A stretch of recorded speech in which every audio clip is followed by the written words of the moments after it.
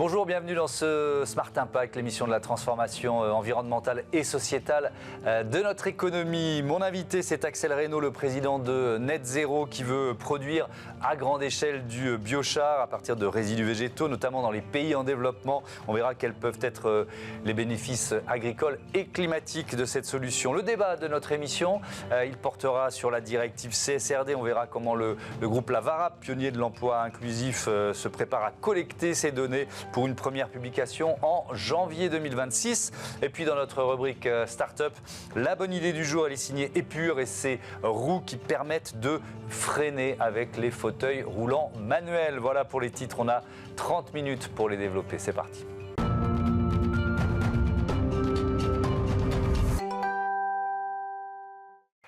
L'invité de ce Smart Impact, c'est Axel Reynaud. Bonjour. Bonjour. Bienvenue, vous êtes le cofondateur, président de Net Zero, créé en janvier 2021, bientôt 4 années d'existence, avec une ambition, séquestrer du carbone en produisant du biochar à grande échelle. On va raconter tout ça, l'histoire de l'entreprise, mais alors, il faut commencer par faire un peu de pédagogie, par définir le biochar. De quoi s'agit-il ? Alors le biochar, c'est en fait du carbone qui a été extrait de végétaux, de manière générale, puisque à peu près la moitié de la matière sèche de végétaux, c'est du carbone. Et ce carbone, les végétaux poussent en captant du CO2 de l'atmosphère, et puis ensuite les végétaux mènent leur vie, et puis un jour ils meurent, ils sont coupés, etc., et ils se dégradent, et le carbone retourne dans l'atmosphère. Ça, c'est le cycle naturel qui existe depuis des millions d'années. Le biochar, en fait, ça permet d'extraire ce carbone. Ça ressemble un petit peu à de la poudre de charbon, ce qui est un peu au fond des sacs de charbon de bois, vous savez, là, quand vous avez fini votre barbecue.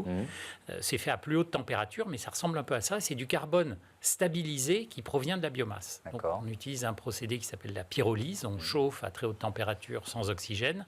Et ça permet d'extraire le carbone et de le stabiliser et faire que ce carbone, en fait, ne va plus se dégrader.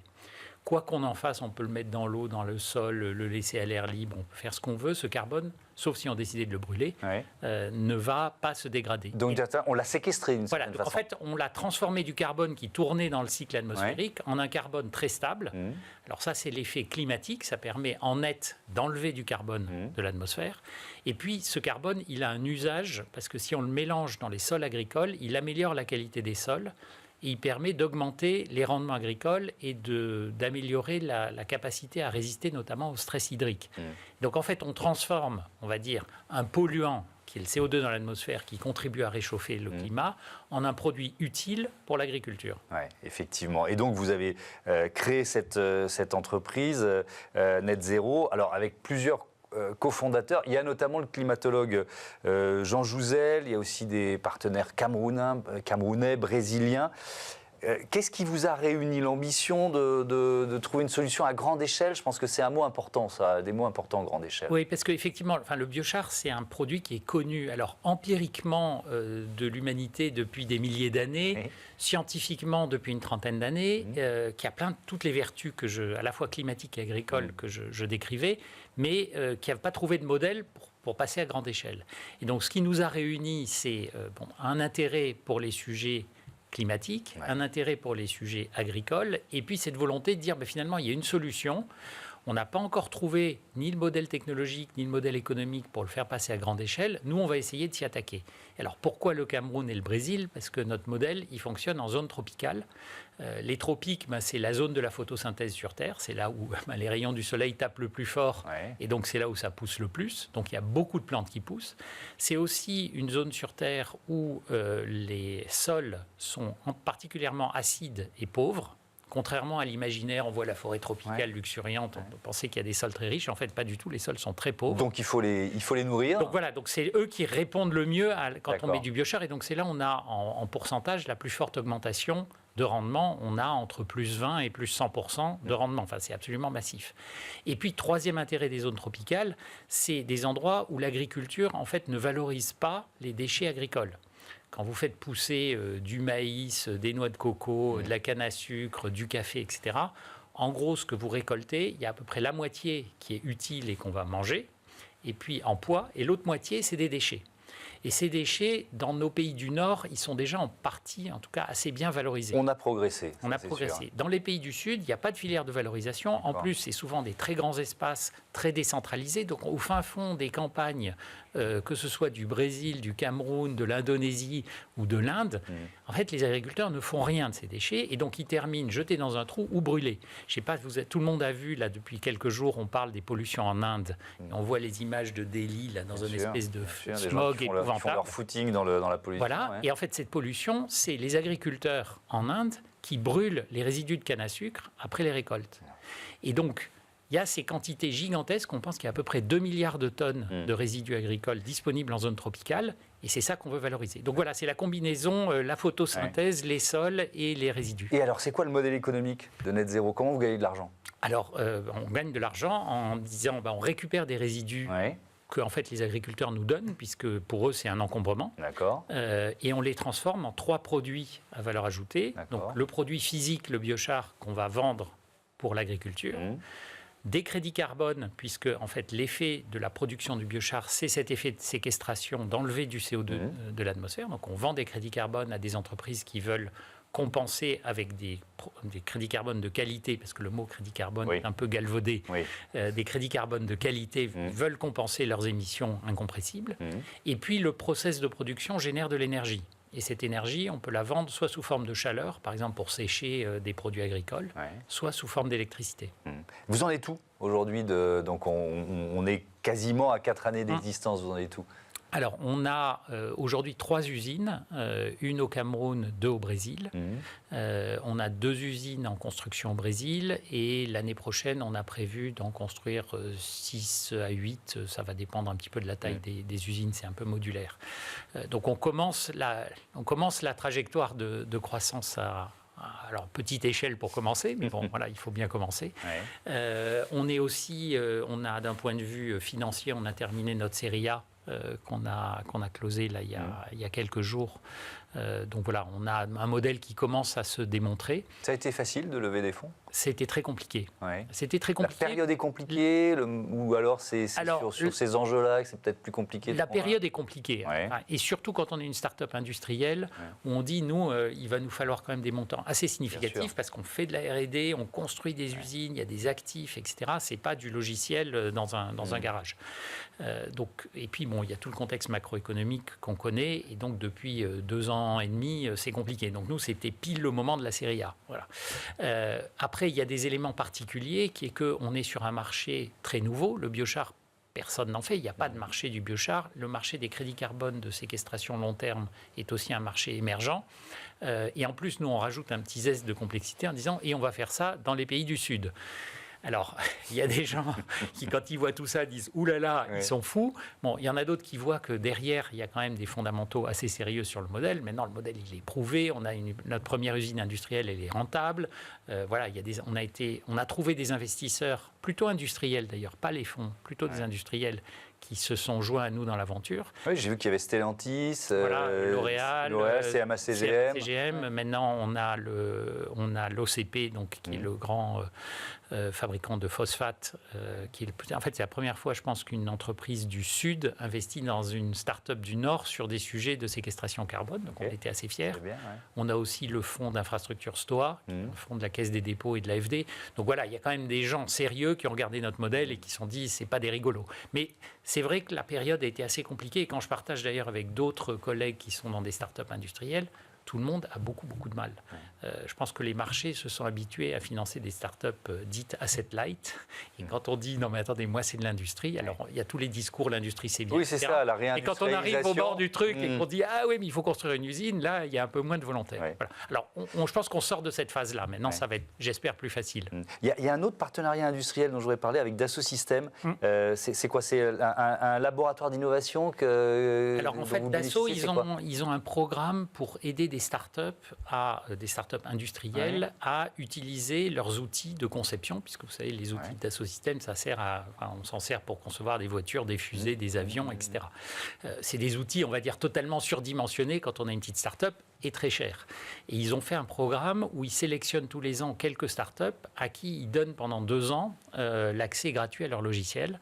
Et nous, ça nous a permis de faire la conception de nos systèmes, puisque Net Zero, au-delà de construire des usines et de les exploiter, en fait, au cœur, il y a de la technologie, il y a la conception des systèmes, le hardware, le software, pour avoir des usines très simples à installer, automatisées, connectées par satellite, pilotables à distance, etc. Et donc, voilà, ce partenariat, ça nous a donné accès à ces outils et ça nous a permis d'accélérer. Ouais. Il y a un dernier bénéfice dont on n'a pas parlé, mais je veux en parler parce qu'il est important. On a bien compris, le bénéfice climatique, le bénéfice agricole. Il y a aussi un bénéfice social. Vous créez de l'emploi industriel dans des régions du Sud qui en ont peut-être besoin. Ah oui, alors tout à fait, parce qu'on crée en fait, nous on fait des petites usines, mais l'idée c'est d'en faire beaucoup. Et on crée de l'emploi industriel dans des zones rurales où il n'y a jamais eu d'industrie. Le plus qu'il y a, c'est du décortiquage de petits produits agricoles. Et donc ça, c'est assez intéressant parce que on arrive en fait à transformer l'économie des petits villages ou des petites villes à côté desquelles on s'installe. On forme des gens qui étaient agriculteurs, qui étaient boulangers, qui n'avaient pas de compétences industrielles, et on les forme à des emplois industriels. Nos usines, c'est pas un petit atelier qui fume et qui est tout noir. On dit ils font un truc comme du charbon. C'est des usines extrêmement aux meilleurs standards industriels. Toutes propres, avec des standards de sécurité, etc. Et donc finalement, ça amène une petite transformation au sein de ces villes-là. Ça amène de l'énergie. Et puis ça amène une augmentation du niveau de vie pour les agriculteurs qui voient leur rendement augmenter. Et ça, c'est quand même c'est un peu la base. Donc il y a un volet climat, mais aussi un volet pour les gens. Et c'est très important parce que finalement, ça permet de créer un modèle où les communautés veulent que l'on vienne s'installer et pas nous qui nous imposons. Eh ben, merci beaucoup. Voilà une très bonne nouvelle. Merci Axel Reynaud et à bientôt sur Be Smart for Change. On passe tout de suite à notre débat. On va parler notamment inclusion tout de suite.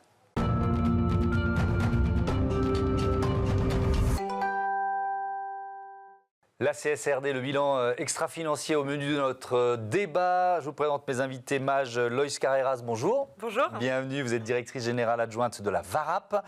Et Anne Aubert, bonjour, associée dans le cabinet Figure. Allez, quelques mots de présentation pour démarrer. La VARAP, on peut dire quoi? Pionnier de l'inclusion, par exemple? Pionnier, je ne sais pas, on aime bien dire à jamais les pionniers. Mais en tout cas, la VARAP, c'est un projet exclusivement social, dans une modalité complètement économique. Ce en quoi on croit, c'est que chacun doit pouvoir jouer son rôle dans la société. Et pour ça, deux piliers qui ont depuis 30 ans poussé l'histoire de la VARAP. Le premier, nul n'est a priori inemployable. On lutte contre le fait qu'il y a des inégalités aujourd'hui, réelles ou ressenties, qui fait que des personnes pensent qu'ils n'ont pas le droit et qu'ils doivent être dans une société d'à côté. Et donc, on essaye avec tout le monde, on les prend là où elles sont dans leur vie, dans leur parcours. Et pour faire cette progression sociale, on monte des entreprises. On pense que l'entreprise est et doit rester un lieu de progression sociale.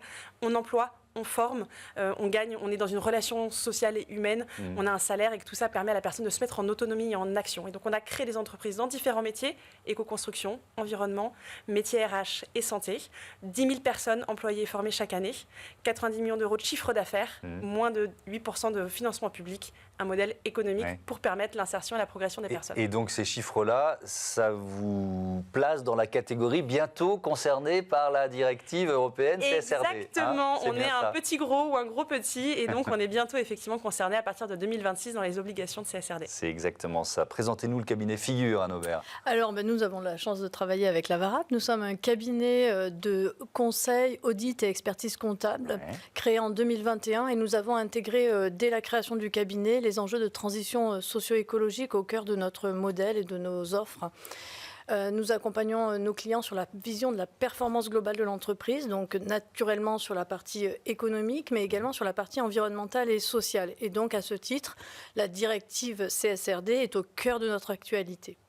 Vous accompagnez la VARAP depuis 2022, c'est ça? C'est ça. Mission CSRD dès le début ou alors ça fait quelques mois que vous y êtes Alors non, attelé. Au départ, on a été sollicité pour travailler à l'harmonisation des indicateurs extra-financiers et essayer de rationaliser tout ça pour essayer de donner du sens par rapport à l'engagement social de la VARAP. Et petit à petit, la directive CSRD est arrivée. C'est vrai que chez Figure, on s'est lancé dans ce sujet de la transition socio-écologique avant que la CSRD soit là. Et maintenant, voilà, la CSRD nous apporte un cadre en fait normatif qui nous permet aussi d'avoir de la comparabilité entre les entreprises. Oui, évidemment, on y reviendra là-dessus. Vous la percevez comment, cette directive européenne? soyons très honnêtes. D'abord comme une contrainte, puis comme une opportunité. Vous en êtes où face à ces deux perceptions un peu antinomiques, quoi? Forcément, la première réaction, c'est se dire une de plus, un cadre complexe d'extérieur, un cadre lourd, et des fois qu'on peut penser un peu loin de la réalité d'une entreprise, et encore plus quand on est une ETI comme nous ou une PME. Après, nous, le choix qu'on a fait très vite, et d'ailleurs ça qu'on y est depuis 2022 alors que l'obligation elle est en 2026, c'est de se dire, en fait ça arrive, donc la question c'est soit on le subit, soit on en fait une opportunité pour nous. On avait des enjeux existants, harmonisation de la manière de valoriser notre impact social et environnemental en interne et avec nos parties prenantes. Et donc ce cadre-là nous donne un outil pour y travailler et pour mettre un peu plus tout le monde d'accord aussi. Et puis on s'est dit, qu'est-ce qu'on peut en retirer d'autre et comment on l'utilise dans notre stratégie et même commercialement. Ouais. Alors justement, quel bénéfice vous commencez déjà à voir de cette directive et de ce bilan extra-financier? Je pense qu'en interne, ça nous a réalignés. C'était quelque chose dont on avait besoin. En étant entreprise d'insertion, en étant sur ces sujets d'impact avec beaucoup de parties prenantes, on mesure beaucoup de choses pour nous et dans le cadre des demandes de nos parties prenantes. On en est arrivé à un point où on mesurait trop de choses de manière trop peu uniforme. Et c'était la première mission, comme le rappelait Anne, avec Figures. Et à un moment donné, Figures est arrivé à un tableau avec 900 indicateurs. Et ils nous ont interpellés. On a dit, on va arrêter là. On va faire une pause. Ils avaient raison. Et en fait, on calculait trop de choses, parfois de manière similaire, pas de manière pas uniforme. Donc il y avait besoin de renormer et puis de reprendre du recul. C'est quoi les 10 indicateurs stratégiques? Voilà, qu'est-ce qui est le plus important, parle de ce que je fais. Voilà. Comment moi, quand je prends une décision au niveau de ma gouvernance, dans la stratégie de l'entreprise, je sais que je suis bien alignée sur mon projet social. Et donc la CSRD donne un cadre normatif qu'on peut aussi partager plus facilement parce qu'il va s'imposer à tout le monde, à nos clients, à nos parties prenantes investisseurs. Et donc, on va parler le même langage. Anne Aubert Figures propose une cartographie des bénéfices potentiels de la CSRD. Alors, je suis sûr qu'il y a beaucoup de téléspectateurs, téléspectatrices qui nous regardent, qui disent « Oula, super, je veux bien la voir, cette cartographie. » En quoi ça consiste? Alors, en fait, sur la base de notre expérience d'accompagnement de la CSRD chez différents clients, dans différents secteurs d'activité, on s'est rendu compte, en fait, que quand même, il y a un certain nombre de bénéfices à retirer de la mise en place de cette CSRD. Il est d'abord évident que la structuration de la méthodologie de projet va permettre de faire émerger ce qui est le plus important. Et donc l'angle stratégique de connecter ces sujets environnementaux et sociaux, comme le disait Maj, à la stratégie d'entreprise est le premier bénéfice, selon nous, en fait, qu'il ne faut surtout pas rater. Voilà l'angle transformatif de la CSRD et la connexion à la raison d'être. Après, on a tout un tas d'autres bénéfices qu'on développe dans cette cartographie et qu'on partage volontiers en début de mission, surtout aussi pour connecter le client à qu'est-ce qu'il a envie de faire de ce projet. Oui. Voilà. Et dans la panoplie... Oui, c'est aussi un moment où on réfléchit au rôle, je vais dire un gros mot, politique d'une entreprise, quoi, sociale sûrement, mais sociétale et peut-être même aussi politique. Absolument. Et la CSRD, d'ailleurs, est un sujet de direction générale, en fait. Nous sommes sollicités par la direction générale en entreprise.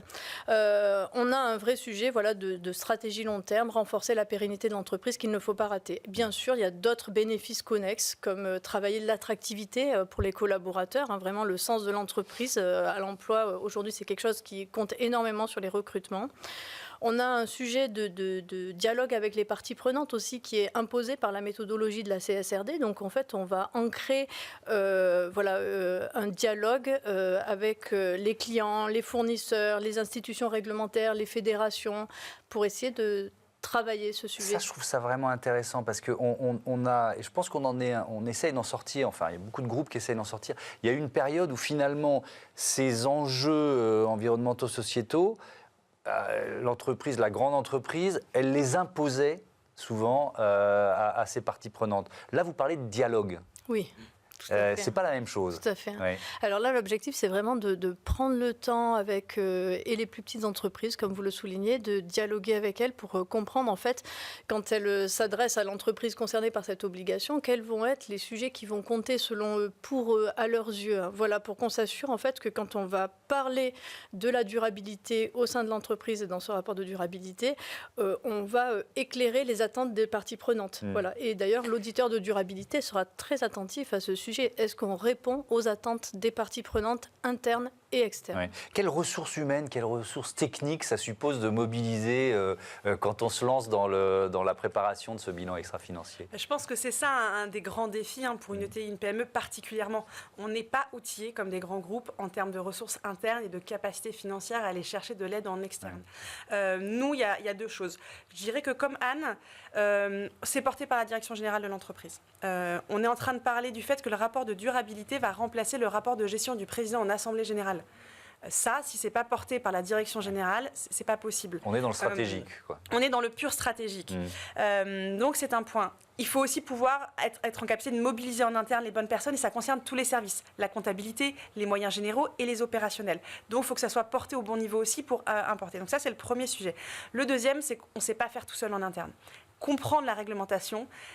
On en parlait en introduction, le dossier de 800 pages, il est illisible pour une entreprise de manière pragmatique. Et puis aussi avoir les bons outils. Donc nous, on a fait le choix d'être accompagnés par Figures. Dans cet accompagnement, je pense que ce qui a fait qu'on a choisi Figures, c'est que nous, on avait besoin de quelqu'un qui allait être pragmatique.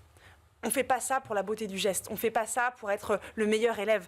On fait ça parce qu'il y a une obligation qui arrive et qu'on veut le tourner à notre avantage, mais on veut pouvoir se dire...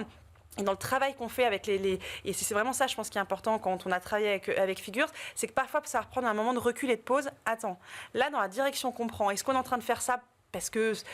Est-ce que c'est essentiel dans ce que nous, ça nous apporte ?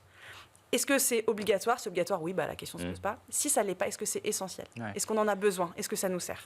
Vous dites, on ne fait pas ça pour être les meilleurs élèves, mais c'est quand même un outil de comparaison. Ça, c'est pas inintéressant pour une entreprise ou pour un groupe.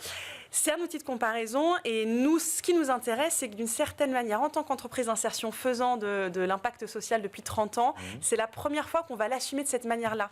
On a toujours été convaincus à la VARAP qu'il fallait d'abord qu'on soit des spécialistes de nos métiers, des experts de nos métiers et qu'on allait se vendre auprès de nos clients comme ça et que d'une certaine manière, notre projet social, c'était notre tambouille interne, si je puis me permettre, et que c'était à nous de le régler. C'était ce pourquoi on existait, mais qu'on n'avait pas besoin de l'extérioriser dans les relations commerciales ou dans un certain nombre de reporting. Aujourd'hui, ça change la donne. On voit bien que la question de l'inclusion, elle est beaucoup plus partagée. À la fois, c'est quelque chose d'important dans le choix de ses fournisseurs, c'est important pour les salariés, c'est important pour la société civile.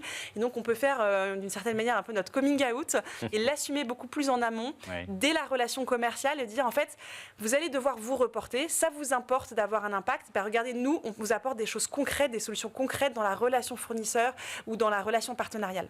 Anne Aubert, pour les PME cotées, le premier reporting, ce sera l'année d'après, c'est 2027. J'imagine qu'il y en a certaines qui n'ont pas forcément de direction RSE et pour lesquelles la montagne semble encore plus élevée. Vous voyez ce que je veux dire ? Tout à fait. C'est là où nous, on a un positionnement très clair.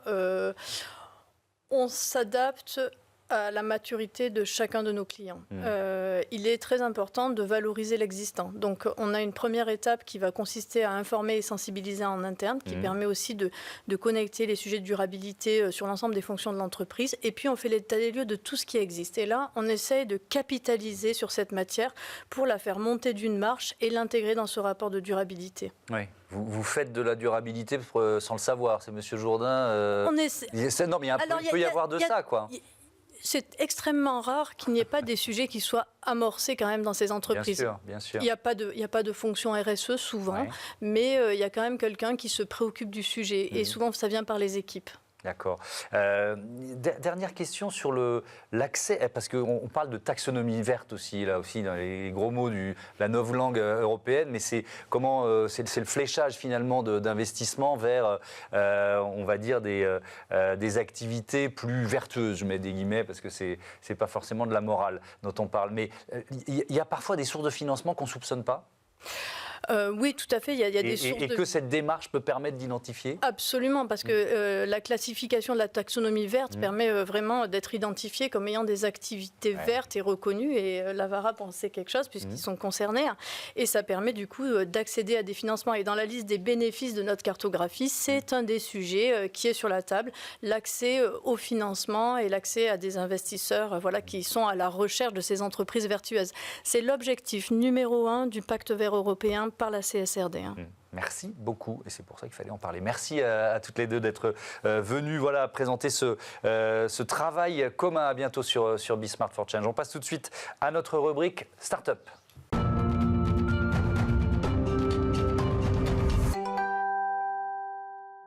Smart Ideas avec Colin Gallois, cofondateur d'Epure. Bonjour. Bonjour. Bienvenue. Vous l'avez créé en 2020 avec Lancelot Durand et Mathias Portellano. Et avec quelle idée? Racontez-moi. Eh bien, l'idée, c'était d'offrir une solution de mobilité aux utilisateurs de fauteuils roulants parce que j'ai croisé complètement par hasard en 2015 un utilisateur de fauteuil roulant qui était dans une pente et qui n'arrivait pas à freiner son fauteuil. Il était en train de perdre le contrôle, d'avoir un accident. Et j'ai réalisé ce jour-là, en continuant à interroger des utilisateurs de fauteuils roulants, qu'il n'y avait pas de frein sur les fauteuils roulants. Donc, ce que j'ai découvert en préparant l'émission. Exactement, c'est assez fou, mais la seule manière de ralentir ou de tourner en fauteuil, c'est d'utiliser ses mains comme des plaquettes de frein. Ouais.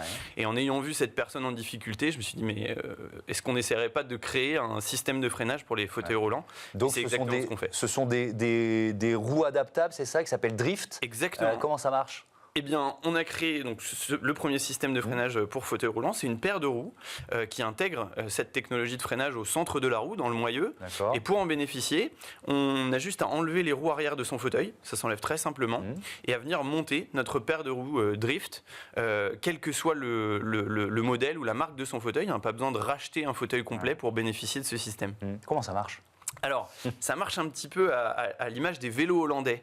C'est pas très répandu en France. C'est des vélos sur lesquels on vient pédaler vers l'arrière. On freine en pédalant vers l'arrière, c'est ça? Eh bien, sur le fauteuil roulant, c'est les mains courantes, donc ce cerceau métallique sur lequel on vient poser la main pour propulser le fauteuil, qu'on va venir tirer très légèrement vers l'arrière lorsqu'on souhaite freiner. Et plus on tire, plus ça freine. Donc dans une descente, si je tire très légèrement les mains courantes, je vais pouvoir doser ma vitesse, ou si je tire à droite, me diriger un peu comme dans une luge. Et puis si j'ai besoin de m'arrêter plus fortement pour être en sécurité, pour éviter une voiture, je vais venir tirer les deux mains courantes d'un coup, et puis je vais pouvoir arrêter le fauteuil en toute sécurité. Ouais. J'ai vu en préparant l'émission qu'il y avait 65 millions d'utilisateurs de fauteuils roulants manuels dans le monde. Oui, tout à fait. 300 000, presque 400 000 en France. C'est ça, on est quasiment à 400 000 en France. Donc c'est un marché important. Vous en êtes tout de votre développement aujourd'hui? Alors on a commencé la commercialisation du produit l'année dernière en France. Le produit est testable un petit peu partout parce qu'on travaille avec des partenaires de distribution, un peu plus de 400 en France aujourd'hui.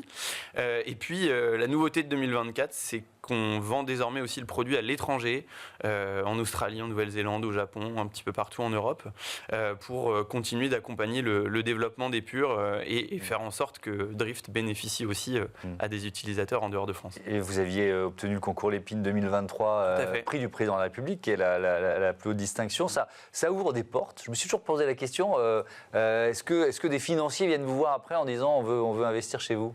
Alors nous, on avait levé des fonds juste avant, quasiment 6 mois avant, donc le timing nous a pas permis de bénéficier du concours Lépine pour lever des fonds. Mais vraisemblablement, oui, ça a ouvert beaucoup de portes, donc ça aurait pu en ouvrir financièrement. Ça nous a permis aussi d'être connus par le public, de rapporter de la notoriété, de la confiance sur la marque et sur le produit, et on en bénéficie encore aujourd'hui. Tiens, un petit mot sur les conséquences médicales. Les utilisateurs qui n'ont pas les roues Drift, ils se blessent d'une certaine façon, ou ils peuvent se blesser? Alors, concrètement, aujourd'hui, pour freiner, on utilise les mains comme des plaquettes de frein, donc on vient frotter la main courante sur la main, et puis il faut venir tirer sur les bras pour ralentir le fauteuil. Alors, dépendamment de la vitesse ou de la puissance avec laquelle on freine, les blessures, les dommages vont être plus ou moins importants. Pour les quantifier, on est justement en train de mener une étude clinique pour mesurer physiologiquement l'impact de l'utilisation de notre produit. Après, ce que je peux vous dire, c'est que le produit, il supprime les frottements, donc vraiment plus besoin d'utiliser des gants, plus besoin de frotter la main, et on vient diviser les efforts par 5. Donc n'importe qui, quelle que soit sa force, même avec la paume de la main ou le bout des doigts, on peut freiner ou ralentir son fauteuil. Merci beaucoup Colin Gallois, et bon vent à Epure et à vos fauteuils et à vos roues adaptables Drift. Voilà, c'est la fin de ce numéro de Smart Impact. Merci à toutes et à tous de votre fidélité. À demain.